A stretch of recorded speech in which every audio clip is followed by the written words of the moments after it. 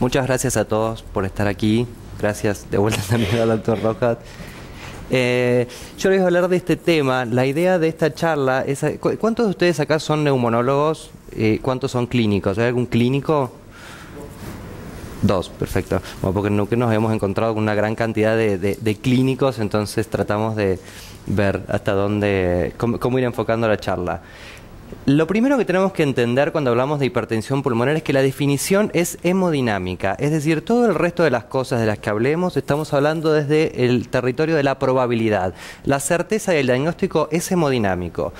Y eso es la definición de hipertensión pulmonar, que es presión arterial pulmonar media mayor a 25 milímetros de mercurio. Distinto es la hipertensión arterial pulmonar. Esto no es semántico, esto es algo que tenemos que entender. La hipertensión arterial pulmonar, cuando le ponemos la palabra arterial, hace referencia al grupo 1 de la clasificación. Y la definición ya es diferente. Tiene que tener más de 25 de media pulmonar, tiene que tener una presión enclavada menor a 15 y tiene que tener resistencia vascular pulmonar mayor a 3 unidades Woods. Ahora, la sintomatología, cuando uno dice la sintomatología que es propia de la enfermedad y en general cualquiera sea la causa de la hipertensión pulmonar va a generar un aumento de la resistencia vascular pulmonar con una disminución del lecho capilar pulmonar. Eso lleva a un desequilibrio en la ventilación-perfusión y a veces un shunt de derecha a izquierda. Eso genera un aumento en el espacio muerto, que es lo que podemos medir, por ejemplo, en un test de ejercicio cardiopulmonar, el VDBT. Y en algunos pacientes se desencadena hipoxemia y acidosis. Me detengo un segundo acá, porque esto es importante. La hipoxemia está explicada por desequilibrio BQ y a veces por shunt. La hipoxemia en los pacientes con hipertensión pulmonar, cuando es pura, nunca es una hipoxemia severa. Es decir, la presencia de hipoxemia severa en hipertensión pulmonar tiene que hacerles pensar que hay algo que no va. Puede ser que el paciente tenga un shunt de derecha a izquierda, puede ser que tenga una comunicación intraauricular, puede ser que tenga una comorbilidad respiratoria, pero un paciente con hipoxemia severa, o sea, tiene 50 de PO2 basal, difícilmente eso sea explicado por la hipertensión pulmonar. Si lo es un paciente que está mal, muy mal, de manera tal que ya el diagnóstico se cae por sí mismo. Así que me detengo ahí. Pero como sea, la hipoxemia, aunque sea leve, lleva a un aumento en la demanda ventilatoria y eso ocasiona que el paciente tenga disnea. Por el otro lado, hay disminución en el flujo de oxígeno, o sea, la hipertensión pulmonar lleva a, en los peores escenarios, al bajo gasto, pero eso genera ya en estadios leves una disminución del flujo de oxígeno tisular. Eso genera un aumento del lactato en los tejidos por la acidosis tisular local, genera disminución en la regeneración de ATP, disfunción muscular periférica, que es típico de los pacientes con hipertensión pulmonar, y fatiga. La disnea y la fatiga que refieren los pacientes son síntomas propios de la hipertensión pulmonar y son los que ocasionan la limitación al ejercicio, que es en general de lo primero que se quejan los pacientes. Hay síntomas, insisto, que son propios. El angor y el síncope son síntomas de mal pronóstico, sobre todo el síncope porque condiciona bajo gasto, es decir, un paciente con hipertensión pulmonar que se sincopa tiene bajo gasto y eso es muy importante a tener en cuenta. Y el angor puede estar explicado por, bueno, acá se me explotó la filmina, pero tiene por la tensión, cuando se dilata el ventrículo derecho, la pared se pone en tensión, eso genera isquemia subendocárdica de la mucosa y eso genera que el paciente sienta angor. Y a veces, y esto es muy importante que lo tengan en cuenta, sobre todo en los pacientes que tienen mucha dilatación de las arterias pulmonares, se puede comprimir el tronco coronario izquierdo y eso, por esa razón, los pacientes tener angor. Es decir, que cuando el paciente tiene angor, a veces tienen que hacer una coronariografía porque incluso, aunque no tenga una placa ateromatosa, pueden poner un stent y mejorarle la sintomatología del angor. Y hay otras cosas que hay que tener en cuenta. Lo primero son las enfermedades del tejido conectivo. Es decir, cuando uno examina a un paciente con sospecha de hipertensión pulmonar, tiene que buscar signos de una causa secundaria. Porque en realidad la hipertensión pulmonar idiopática y pura es muy poco frecuente. Entonces, en general hay que tratar de desglosar y buscar dentro de la marama de posibilidades diagnósticas otras causas. De hecho, en la hipertensión pulmonar del grupo 1, o sea, la hipertensión arterial pulmonar, causas más frecuentes en general están asociadas a enfermedades del tejido conectivo, así que hay que buscarlo de siempre: Raynaud, telangiectasias, bueno, todo lo que pueda hacer sospechar dolores articulares, todo lo que pueda hacer sospechar una enfermedad del tejido conectivo, sobre todo en mujeres jóvenes, que nuestro cuco principal es la esclerodermia, ¿no? Las hepatopatías y la hipertensión portal, acuérdense que los pacientes con cirrosis o hepatopatías crónicas desarrollan hipertensión portopulmonar. Es un requisito que tengan hipertensión portal, pero esos pacientes, un paciente con hepatopatía crónica que desarrolla disnea, o es un hepatopulmonar o es un portopulmonar, pero seguramente anda por ese lado, es decir, para algún lado va. E incluso antes pensábamos que no, incluso en un trabajo muy conocido en el que uno de mis jefes, el doctor Caneva, ha participado, que habla de hepatopulmonar y portopulmonar, y en su momento los considerábamos como dos enfermedades contrapuestas, como que era una cosa o era otra. Y hoy sabemos que en realidad pueden coexistir. El síndrome hepatopulmonar puede coexistir con la hipertensión portopulmonar, aunque sean dos vías separadas. El HIV es muy importante. Acuérdense que los pacientes con HIV por sí mismos desarrollan hipertensión arterial pulmonar y es una de las hipertensiones del grupo 1, así que todos los pacientes deberían ser testeados, todos los pacientes con diagnóstico de hipertensión arterial pulmonar, sobre todo los idiopáticos, deberían ser testeados para HIV. Las cardiopatías congénitas, esto es fundamental, es muy importante tener en cuenta los antecedentes de cardiopatías congénitas. Incluso acuérdense que un paciente al que se le cerró una CIA en la infancia puede desarrollar a largo plazo, es decir, más adelante en su vida de adulta, puede desarrollar hipertensión pulmonar. El antecedente de TEP, otra cosa fundamental, esto también, y muchas veces nos olvidamos, 4%, según el trabajo de Pengo, muy conocido, que analizó a los pacientes con TEP, cuántos desarrollan tromboembolia crónica, 4% de todos los pacientes que vemos con tromboembolismo pulmonar agudo van a desarrollar hipertensión pulmonar tromboembólica crónica, así que el antecedente de TEP es fundamental. Y lo que nosotros probablemente vemos y que en general no nos olvidamos es los antecedentes respiratorios. La hipertensión pulmonar del grupo 3 y la hipertensión pulmonar del grupo 2, es decir, las enfermedades respiratorias y las enfermedades cardíacas, valvulopatías, pacientes con disfunción diastólica, esas son las causas más frecuentes de hipertensión pulmonar. Entonces, ¿cómo lo abordamos? Lo primero que hacemos son estudios de detección, es decir, tenemos una sospecha y tenemos que hacer un estudio de detección. Lo siguiente es intentar sospechar la causa. Insisto en lo mismo, la mayoría de las hipertensiones pulmonares no van a ser del grupo 1, no van a ser primarias, sino que van a ser hipertensiones pulmonares asociadas a algo. Y finalmente, primero lo detectamos, después sospechamos la causa y lo último que tenemos que hacer es el cateterismo. ¿Por qué? Porque el cateterismo en general va acompañado de algo. Es muy poco probable que nosotros le hagamos un cateterismo solamente al paciente derecho, solamente para confirmar. Si es idiopático, hay que hacerle un test de vasoreactividad. Si sospechamos que hay un tromboembolismo pulmonar, tenemos que hacer una angiografía pulmonar. Entonces, si ustedes en realidad lo que hicieron fue sospechar al paciente, hacerle un cateterismo y después darse cuenta que tenía un antecedente de TEP, entonces le van a tener que hacer un segundo procedimiento con una angiografía pulmonar porque tienen que descartar la tromboembolia crónica. Entonces, en general, es importante siempre tener bien estudiado al paciente antes de mandarle hemodinamia. Y lo mismo las oximetrías intracardíacas. Si no le buscan un shunt en el momento inicial, después, más adelante, van a tener que hacer una oximetría intracardíaca para confirmarlo.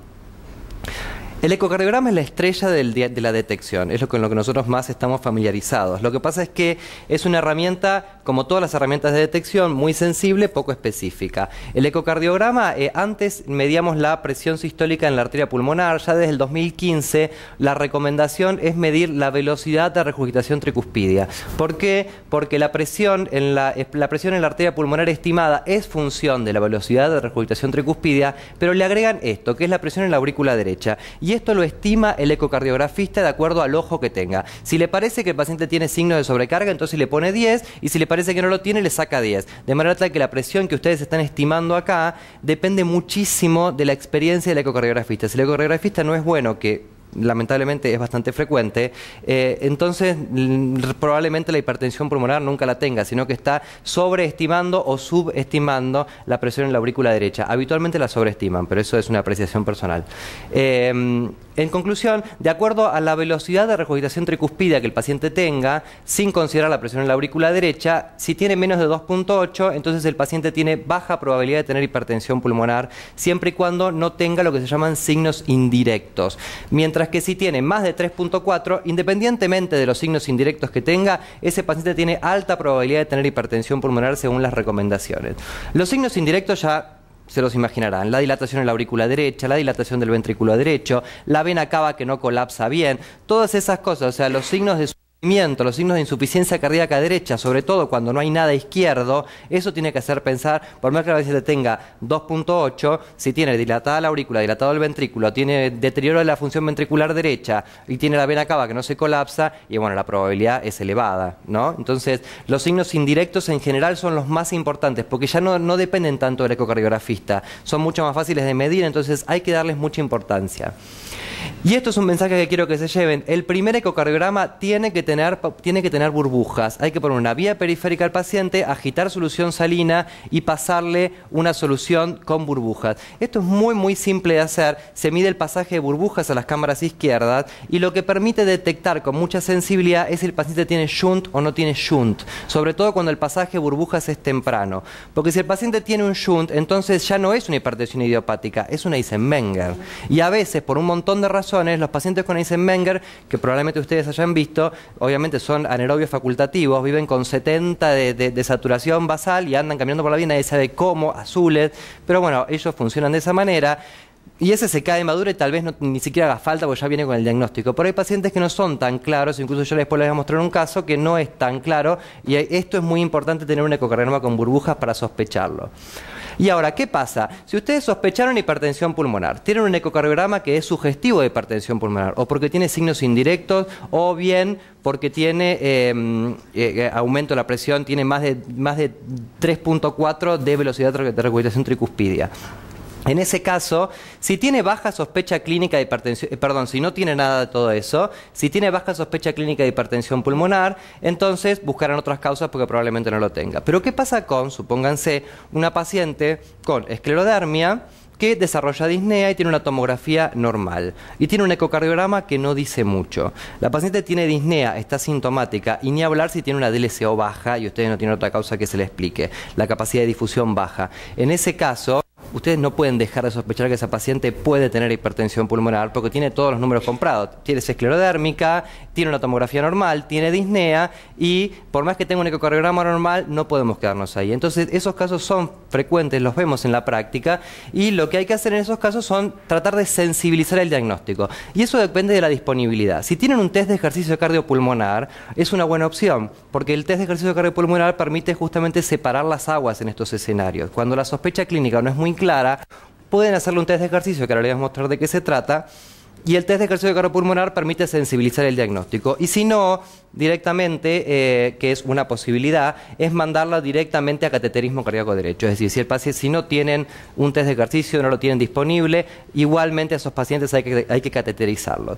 Pero si no quieren, porque a nosotros nos ha pasado de mandar a cateterizar pacientes que finalmente no tienen hipertensión pulmonar, entonces de repente es interesante considerar esta otra opción. Incluso este es un trabajo que se hizo en el Brigham de Boston. Es un trabajo que se publicó en Circulation el año pasado, que es muy interesante, que dividió a los pacientes en tres grupos. A mí me gustó mucho. Dividió a los pacientes en tres grupos: pacientes sin hipertensión pulmonar, pacientes con hipertensión pulmonar en el ejercicio, o sea que solo desarrollan hipertensión pulmonar cuando hacen ejercicio en bicicleta, y pacientes que tienen hipertensión pulmonar en reposo directamente. Y comparó cómo es el test de ejercicio en los tres grupos. Resulta que, bueno, no se ve mucho en nuestra pequeña pantalla, pero créanme que los pacientes que tienen hipertensión pulmonar en el ejercicio, o sea que no tienen hipertensión pulmonar de reposo, pero sí tienen hipertensión pulmonar cuando hacen ejercicio medido por cateterismo, esos pacientes tienen el mismo comportamiento o muy similar a los pacientes con hipertensión pulmonar en reposo. Es decir que un paciente que usted le hace un cateterismo de base y tiene más de 25 de media, y un paciente que no lo tiene, pero que desarrolla hipertensión pulmonar cuando lo ponen a andar en bicicleta, su comportamiento en el test de ejercicio, midiendo el consumo máximo de oxígeno, el pico de contenido venoso, el BDBT, las resistencias vasculares, bueno, todo lo que ustedes pueden medir en un test de ejercicio, eso es muy similar el comportamiento de los pacientes con hipertensión pulmonar de reposo de los que la desarrollan en el ejercicio. Es decir, que la prueba de ejercicio cardiopulmonar es una forma que nos permite separar un poco las aguas en los pacientes en los que nos genera dudas. Hasta acá, entonces, lo que hemos visto es todos los estudios de detección que podemos hacer. O sea, siempre nos manejamos dentro del nivel de sospecha. Una vez que tenemos un paciente que sabemos que tiene alta probabilidad de hipertensión pulmonar, el siguiente estadio sería mandarlo a hacer un cateterismo, ¿correcto? Pero como se habrán recordado, en realidad antes del cateterismo tenemos que hacer un montón de cosas, que es tratar de desglosar a qué grupo pertenece. Y ahí vamos con el tema de los grupos. Saben ustedes que hay 5 grupos de hipertensión pulmonar. Y se dividen básicamente en situaciones precapilares y poscapilares. Poscapilares, ¿por qué? Porque representan son problemas del corazón izquierdo, valvulopatías, hay todas situaciones que aumentan la presión en la aurícula izquierda, que se transmite retrógradamente a la microcirculación y finalmente a las arterias pulmonares. Eso se llama poscapilar y la única causa son las hipertensiones pulmonares del grupo 2, que son las hipertensiones asociadas a enfermedades del corazón izquierdo, disfunción diastólica a la cabeza, o sea, la famosa insuficiencia cardíaca con FEI preservada de los cardiólogos. Bueno, esa es una de las principales causas de hipertensión pulmonar, es la principal en realidad, las valvulopatías, todas esas cosas. El agrandamiento de la aurícula izquierda en general, a ustedes les tiene que hacer sospechar que el paciente puede tener hipertensión pulmonar del grupo 2, o al menos considerarlo. Después, dentro de las hipertensiones precapilares están todas las otras, todos los otros grupos. El grupo 1 es el que está más enfocado, el trabajo de los que trabajamos en hipertensión pulmonar, está más enfocado en el grupo 1 porque son las hipertensiones arteriales pulmonares. Y ahora les voy a desglosar un poquito más de qué se trata. El grupo 3 son las que probablemente más ustedes hayan visto como neumonólogos, que son las hipertensiones pulmonares asociadas a enfermedades respiratorias, a la cabeza, la fibrosis pulmonar y la EPOC sobre todo, y la fibrosis pulmonar. Y dentro del grupo 4 es una sola enfermedad, que es la hipertensión pulmonar tromboembólica crónica. Y el grupo 5 es una marama de cosas dentro de lo más importante, que son las anemias hemolíticas, pero lo más importante en este caso son los pacientes en diálisis o enfermedad renal crónica y la sarcoidosis, porque la sarcoidosis es la única enfermedad del grupo 5 que tiene tratamiento específico, es la única enfermedad. La hipertensión pulmonar, asociada a la sarcoidosis pertenece al grupo 5, pero es pasible de tratamiento con fármacos específicos.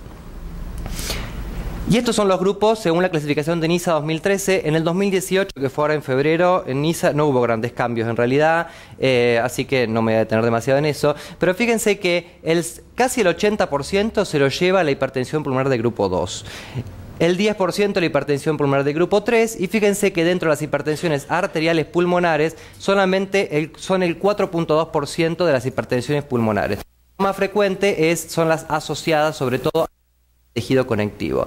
Acá está, en el grupo 1 está la idiopática, la hereditaria, las asociadas con drogas y toxinas, y las asociadas. Las asociadas son las más importantes en ese sentido. Está la enfermedad de tejido conectivo, HIV, hipertensión portopulmonar y los Eisenmenger. Todos esos son hipertensiones del grupo 1 y son las más importantes las que tenemos que detectar. Entonces, cuando uno tiene un paciente con sospecha de hipertensión pulmonar, lo que trata de hacer es intentar sospechar un grupo. ¿Qué es lo que pretendemos? Confirmar o descartar las enfermedades del grupo 2 a 5 y todas aquellas asociadas del grupo 1. Eso es lo que tratamos de hacer cuando sospechamos un grupo. ¿Y cómo lo hacemos? Bueno, de vuelta, sospechamos hipertensión pulmonar, tenemos un ecocardiograma sugestivo, sí, bueno. ¿Tiene enfermedad cardíaca izquierda? Eso es lo primero que nos tenemos que pensar, porque son el 80% de las hipertensiones pulmonares. ¿Tiene enfermedad cardíaca izquierda? Sí, ¿cómo? Tiene valvulopatía, tiene la aurícula izquierda gigante, tiene disfunción diastólica, tiene 80 años y un ventrículo derecho que no se ve, tiene las dos aurículas dilatadas, o sea, sospechamos que tiene una miocardiopatía restrictiva. Bueno, cualquier cosa que ustedes los haga pensar que este paciente puede tener enfermedad cardíaca izquierda, ya lo más probable es que se trate de un grupo 2. Ahora, si no tiene enfermedad cardíaca izquierda, o al menos no lo es muy manifiesta, tienen que hacer todo lo siguiente. Pruebas de función pulmonar fundamentales. Todos los pacientes tienen que tener una prueba de función pulmonar completa que incluya la DLCO. La DLCO, además de favorecer al diagnóstico, o sea, si un paciente no tiene nada y la DLCO baja, todos sospechamos que puede tener hipertensión pulmonar, pero además la hipertensión pulmonar, la DLCO es pronóstica en estos pacientes. Cuanto más baja tengan la DLCO y no hay otra causa que le explique, esos pacientes se mueren más. Además de eso, tienen que pedirle obviamente una espirometría, volúmenes pulmonares y gases arteriales, por lo que les expliqué antes. Si el paciente tiene una hipoxemia muy severa, difícilmente esa hipoxemia se explique solo por la hipertensión pulmonar. Hay que pedirle un centellograma BQ. Si ustedes sospechan, siempre dentro del algoritmo de diagnóstico de hipertensión pulmonar tiene que haber un centellograma BQ, no una angiotomografía. La angiotomografía no sirve para descartar tromboembolismo pulmonar crónico. El diagnóstico se hace con centello BQ porque no tiene suficiente sensibilidad la angiotomografía porque solo ve los vasos proximales.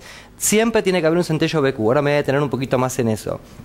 Y el laboratorio, también dentro del laboratorio de base, tiene que incluir perdón, un perfil inmunológico, el HIV y un hepatograma. Eso tiene que ser básico. Después le pueden agregar todo lo que quieran. Si quieren pueden poner el BNP, la troponina, no sé, todo lo que quieran. Pero básico para enfocar el diagnóstico, HIV, no se lo pueden olvidar, un hepatograma y un perfil inmunológico. Me detengo de vuelta en el centellograma BQ. Tiene un valor predictivo negativo de casi 100% para tromboembolia crónica. ¿Por qué? Porque permite ver toda la periferia del pulmón. El centello de perfusión es muy fácil de interpretar. Si el paciente tiene enfermedad parenquimatosa, ahí ya es más complicado que si tiene mismatch, que si no tiene mismatch. Pero si el centello de perfusión, que es muy fácil de interpretar, es normal, listo. No tiene ningún defecto segmentario. ¿Entienden? Ya después, si tiene defectos, hay que ver si son segmentarios, si son subsegmentarios, si son significativos, si no. Eso es lo más importante. Pero el centello BQ es la herramienta para descartar de cuajo que el paciente tenga una tromboembolia crónica. Si tiene un centello normal, entonces es prácticamente virtual que tenga una tromboembolia crónica. Tiene baja especificidad, ese es el problema. ¿Sabe? Si el centello de perfusión es normal, pero si es patológico, ahí tenemos que ver a ver de qué se trata. Valora los vasos periféricos, esto es lo fundamental. La angiotomografía no puede ver los vasos periféricos, salvo después vean los multidetectores, esos que tienen como 800.000 detectores, capaz que se puede discutir, pero la realidad es que hoy por hoy, y en nuestro medio, el centello BQ sigue siendo la herramienta. Y finalmente llegamos a la hemodinamia, es decir, ya pasamos por las pruebas de función pulmonar, si son normales, tiene un centello BQ que es normal, entonces el paciente probablemente tenga una hipertensión pulmonar idiopática. Ahora, si por ejemplo tenía un eco con burbujas alterado, ustedes tienen que ver, si le lograron ver por eco transtorácico a dónde tiene la CIA, entonces perfecto, o a dónde tiene la CIB. Pero a veces las comunicaciones son tipo seno venoso, por ejemplo, que son poco frecuentes, pero existen, son retrocardíacas, y si no le hacen un transesofágico son muy difíciles de ver. Entonces, si confían en el transtorácico, muy lindo, no tiene nada, chao, mentira. Tienen que hacerle burbujas, ver si tiene pasaje de burbujas, y si las tiene, probablemente tengan que hacerle un trans. Hay dos opciones: o le hacen un trans esofágico para ver la parte de atrás del corazón y ver si tiene una comunicación tipo seno venoso, o bien le pueden hacer lo que se llaman oximetrías intracardíacas. Le miden la oxigenación en las diferentes cámaras cardíacas y ven si hay caída en la oxigenación anormal entre una cámara anormal de lo esperado, ¿no? En alguna de las cámaras, y en ese caso piensan que el shunt está a ese nivel. Es decir, la oximetría intracardíaca les puede hacer sospechar esto. Pero básicamente, además, la hemodinamia nos permite primero diagnosticar la hipertensión pulmonar, si tiene más o menos de 25 de media, que esa es la definición actual hasta que se publiquen las guías NICE de 2018 que veremos. Después, las hipertensiones pulmonares precapilares, entonces, como dijimos, tienen más de 25 de media en la pulmonar y tienen menos de 15 de wedge. Es decir, ¿qué hay que hacer? Primero mirar la media, ¿tiene o no tiene hipertensión pulmonar? Después mirar la presión enclavada, la presión wedge, más o menos de 15. Más de 15 es una hipertensión pulmonar de grupo 2.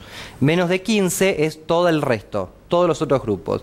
Cuando tiene menos de 15 de presión media en la pulmonar, entonces ahí tenemos que ver, porque puede ser cualquiera de todo esto, grupo 1, grupo 3, grupo 4 o grupo 5, no sabemos cuál. Después, de acuerdo a todo lo que le hayan hecho anteriormente, verán de qué se trata.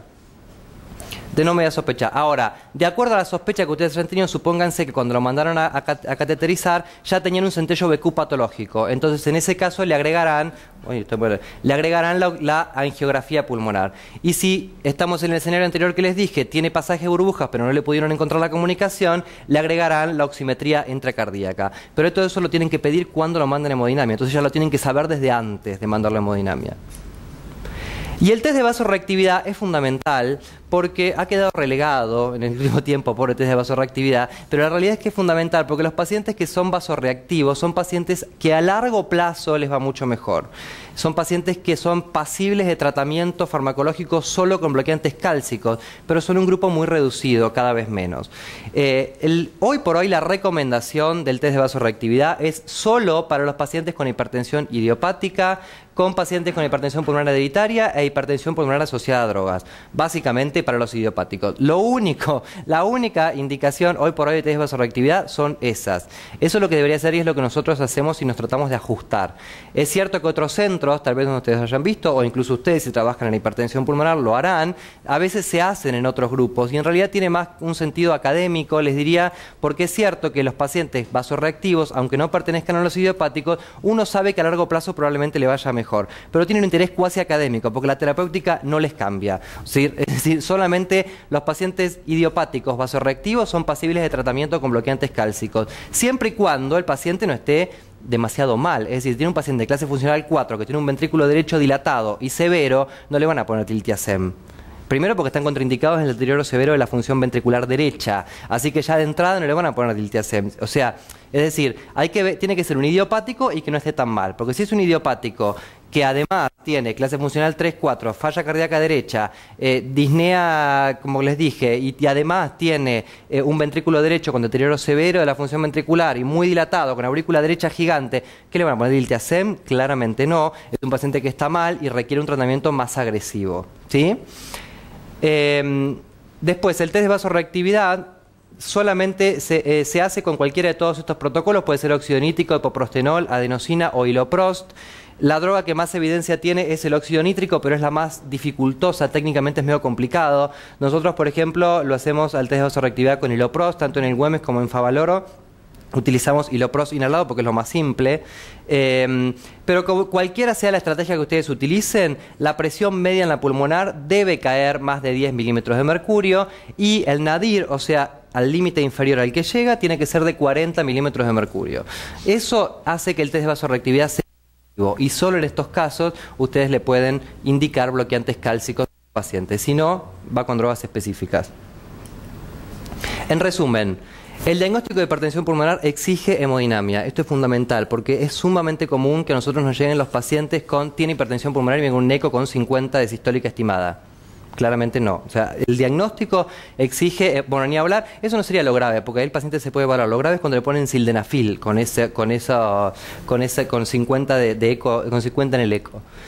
El ecocardiograma es para detección y siempre el inicial tiene que ser con burbujas. El test de ejercicio cardiopulmonar puede desenmascarar una enfermedad vascular oculta, que esto es lo que quiero que se lleven como tema, porque la verdad que es importante. De hecho, ahora en la MR yo les tengo que hablar de esto, así que si van, me van a volver a escuchar sobre test de ejercicio cardiopulmonar. La angiotomografía normal no descarta tromboembolia crónica. La hipoxemia severa de reposo debe hacer sospechar que el paciente tiene un shunt intracardíaco. Esto es muy importante porque son pequeños tips a los que uno se enfrenta y que a veces pasa por alto. Un paciente con hipertensión pulmonar que tiene hipoxemia severa puede ser que sea un idiopático que tenga hipoxemia severa, pero es extremadamente raro. Algo más probablemente le pase. La angio-TC normal no descarta tromboembolismo pulmonar, también otro mensaje que quiero que se lleven. Y el test de vasorreactividad, hoy por hoy la recomendación es solo en idiopático, hereditaria y asociada a drogas y toxinas, pero siempre y cuando tenga un BD normal o con leve deterioro. Si no, no tiene mucho sentido hacérselo. Nada más. Muchas gracias.